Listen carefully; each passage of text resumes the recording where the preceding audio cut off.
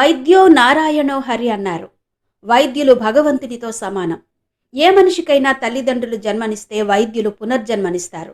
అవసరమైతే తమ సమయాన్ని, సంతోషాన్ని, కష్టనష్టాలను, బాధలను, ఇబ్బందులను అన్నీ పక్కన పెట్టి రోగుల సేవలోనే గడిపేస్తారు. అత్యవసర పరిస్థితుల్లో తమ ప్రాణాలను కూడా పణంగా పెట్టిన సందర్భాలెన్నో ఉన్నాయి. ఆ సందర్భాలన్నీ ఒక ఎత్తైతే, యావత్ ప్రపంచాన్ని తీవ్ర కల్లోలానికి గురిచేసిన కరోనా మహమ్మారి కమ్ముకుని వచ్చిన సందర్భంలో వైద్యులు చేసిన సేవలు కలలోనైనా మరచిపోలేని, మరువరాని, మరచిపోకూడనివి. ఈ నేపథ్యంలో 2024 జనవరి 30వ తేదీన కోవిడ్ అమర వైద్యుల దినోత్సవంగా జరుపుకోవాలని ఇండియన్ మెడికల్ అసోసియేషన్ నిర్ణయించింది. అసలేంటి కోవిడ్ అమర వైద్యుల దినోత్సవం? అమరవీరుల మాదిరిగా అమర వైద్యుల దినోత్సవం ఏంటి?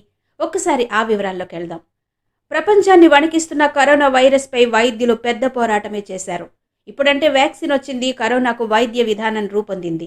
కానీ కరోనా వైరస్ విజృంభించిన తొలి రోజుల్లో అప్పటికింకా వ్యాక్సిన్ లేదు, కరోనాకు చేయవలసిన సరైన విధి విధానాలు తెలియదు. అయినా కూడా ఈ మహమ్మారికి ఏ విధంగా చికిత్స చేయాలి, ఎలా ఈ పరిస్థితిని అధిగమించాలన్న విషయంలో తమదైన శైలిలో నిరంతరం పోరాటం చేసిన వీర సైనికులు వైద్యులు. కరోనా వస్తే ఎంతటి వారినైనా ప్రతివారు వెలివేసిన పరిస్థితుల్లో ఈ భయాలన్నిటినీ పక్కకు నెట్టి విధులు నిర్వహించారు వైద్యులు. కరోనా పీక్ స్టేజ్లో ఉన్న సమయంలో రోగులకు చికిత్స చేస్తున్న వైద్యుల శారీరక ఆరోగ్యమే కాదు, మానసిక ఆరోగ్యంపై కూడా చాలా ప్రభావం చూపించిన సంఘటనలు విన్నాం. వైద్యులు భగవంతునితో సమానం నిజమే, కానీ మనిషిగా ఉన్న వైద్యునికి కూడా విశ్రాంతి, విరామం, నిద్ర, ఆహారం ఇవన్నీ కావాలి కదా.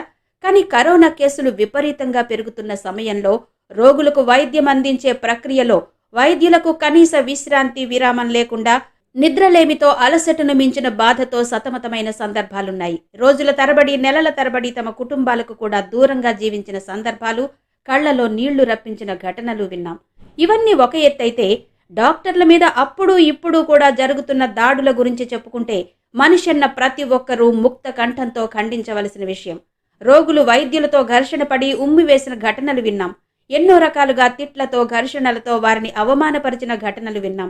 ఇవే కాదు, డాక్టర్ల మీద భౌతిక దాడులు కూడా చేసిన సంఘటనలు విన్నాం.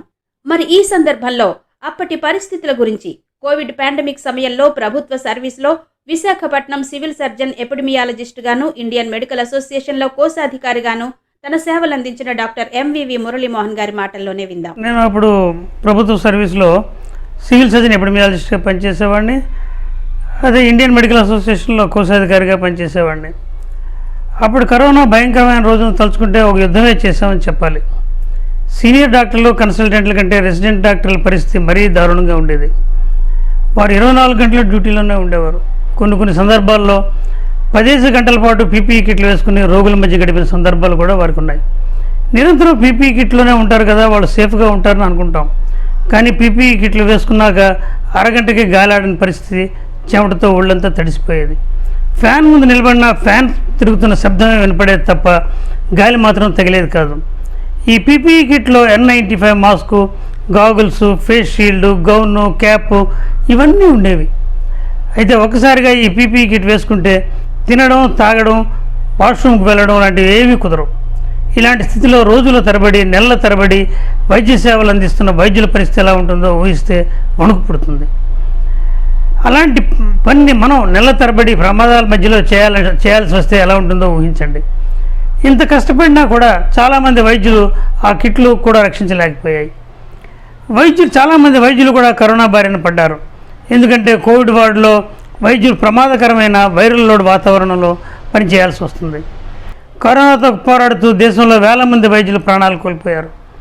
ఐఎంఏ పూర్వ జాతీయ అధ్యక్షుడు పద్మశ్రీ డాక్టర్ కేకే అగర్వాల్ గారు, అలాగే ఆంధ్రప్రదేశ్కు చెందిన పూర్వ జాతీయ ఉపాధ్యక్షుడు, రాష్ట్ర అధ్యక్షుడు డాక్టర్ పుట్టూరి గంగాధరరావు గారు, ఆయనతో పాటు సుమారు 2000 మంది వైద్యులు ప్రాణాలు కోల్పోయారు. ఇక ఆంధ్ర రాష్ట్రంలో 122 మంది ప్రాణాలు కోల్పోయారు. విశాఖపట్నంలో అయితే 15 మంది వైద్యులు ప్రాణాలు కోల్పోయారు. వీరిలో మనకి కేజీహెచ్ సూపరింటెండెంట్గా పనిచేసి రిటైర్ అయిన డాక్టర్ ఎస్ సత్యమూర్తి గారు, అలాగే ప్రముఖ చిన్నపిల్లల వైద్యులు గోరు సుందరరావు గారు, అలాగే డాక్టర్ పురుషోత్తం గారు, డాక్టర్ జీవన్ గారు, డాక్టర్ సనపుల సీతారామయ్య వంటి ఎంతోమంది వైద్యులు మనం కోల్పోయాం. ఇలా ఎంతో కష్టమైన యుద్ధ వాతావరణంలో పనిచేసి కరోనా మహమ్మారితో పోరాడి ప్రాణాలు కోల్పోయిన వైద్యులను సంస్మరించుకుంటూ ఈ సంవత్సరం అంటే 2024 జనవరి 30వ తేదీన కోవిడ్ అమర వైద్య దినోత్సవంగా జరుపుకోవాలని ఇండియన్ మెడికల్ అసోసియేషన్ తలపెట్టింది. విన్నారు కదండి.